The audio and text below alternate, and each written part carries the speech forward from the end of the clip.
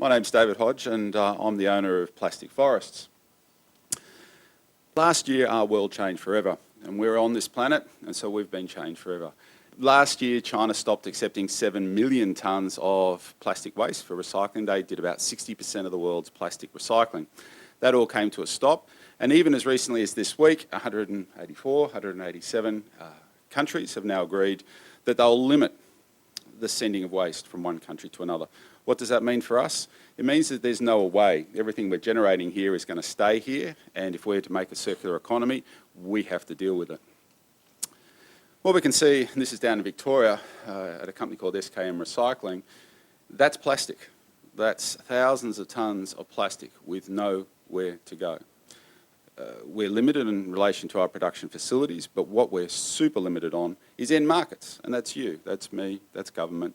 We've got to buy recycled products for it to actually become recycled. The elephant in the room, particularly with plastic, and particularly with plastic films, is what Plastic Forests specialises in, because in relation to rigid plastics, your yellow top bins, your milk bottles, your Coca-Cola bottles, there are ways and means to deal with that effectively to be able to recycle it. But when it comes to plastic films, and there's about 500,000 tonnes of plastic films used in Australia each year. So whether it's your bread bag, whether it's your iPhone that comes wrapped in a plastic bag, whether it's your refrigerator that comes in a plastic bag, your mattress that comes in a plastic bag, plastic films are everywhere. Whether it's your pee bag, it is everywhere. And so what are we going to do?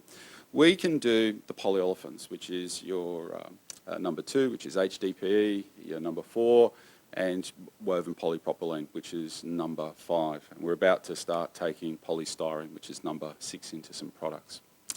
This is our facility. We're located at Albury. We're on 5 acres. We've got 6,500 square metres of facility there. It's an enormous capacity. That's a Hume Highway down on the bottom right-hand side, and those white containers are trucks, to give you an idea of the size of the facility that we've built.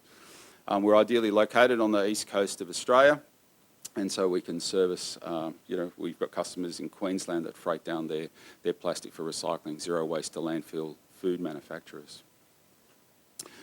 If you haven't heard of us, we've won more awards than anyone else in relation to a range of just the technology, that we were the first commercially operating dry cleaning facility in the world, and also on our business models, and also for the products that we create, innovative products. We've also been able to achieve quite a high profile publicly. We recently appeared on 60 Minutes as a good news story, not as being chased down the road.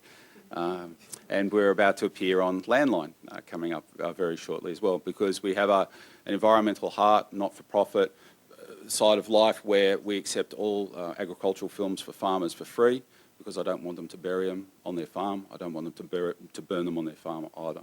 We love the New South Wales EPA. They collect a waste levy, and a lot of people complain about that. But in Plastic Forest's case, it is going to the exact designed purpose for what it was collected for, and that is to go out and to create more and more infrastructure. So we've put in the first woven polypropylene recycling plant in New South Wales. So that's your bulk bags, it's your 25 kilo food ingredient bags, and also you can sort of see there that we've got another major recycling line coming in the second half of this year. We've worked on a couple of small scales on circularity, and that's what I want to focus in on now. A company called Australian Native Landscapes.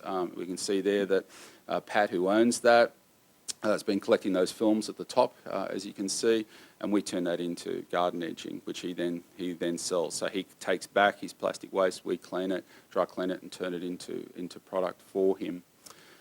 In relation to the agricultural side of life, what we do there is we take back, you can see on the right-hand side there's a picture of the agricultural film waste, and you've got to understand that food we eat every day generates thousands and thousands of tonnes. Like, we work with some of the chicken plants. An average chicken plant would generate about 1,000 tonnes of plastic bags a year per plant. And to give you an idea, the Red Cycle program, which is in 1,000 Woolworths stores and 1,000 Coles stores, and 25 million people of us taking our plastic bags that go there, they collect 600 tonnes a year. That's 25 million people collecting 600 tonnes. You've got one chicken plant doing 1,000 tonnes. So agricultural plastics is absolutely huge and needs to be addressed, and we're able to do that as well. So what we do is we take that and then we make an infrastructure product. and that is underground electrical cable cover. We can see that on the left. It's buried underground. It's meant to be there for 1,000 years, protecting high-value assets, and you can see a load of it ready to go out from the factory on the right. A fantastic use for what was really a misallocated resource that's now doing exactly what it's meant to do, and that is to be reused for a high-purpose item. We've just released our mini wheel stop. This is a product which is made out of mixed plastic films, and it's the first ever product made out of mixed plastic films that you can put inside your house. That's our claim.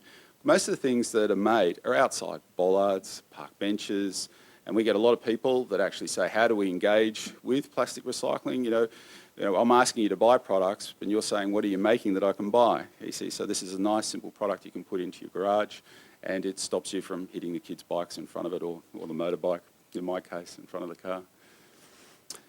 We're also working with 3 very large ASX-listed companies. We're working with a large bank in looking at how they handle and process their plastic films, their bank deposit bags. They generate millions and millions of these. I didn't think people use cash, but they do, and small businesses use a lot of these bags. And so, again, creating circularity for the bank. In relation to the centre one there, it's a building materials company working with a very, very large group, and they use thousands of tonnes. If you think of the building industry, if you're getting plasterboard, fibre cement, Hebel, Monier bricks, anything that comes out is going to be wrapped in plastic a lot of the time, and it then stays on the building site. Then how does it get off the building site, and how does it get back into circularity? And on the right, one of the most exciting projects is we're working with one of the largest retailers in Australia, and they have about 6,500 tonnes of plastic films back of store, and we're trying to get that from the back of the store into the store. Thank you.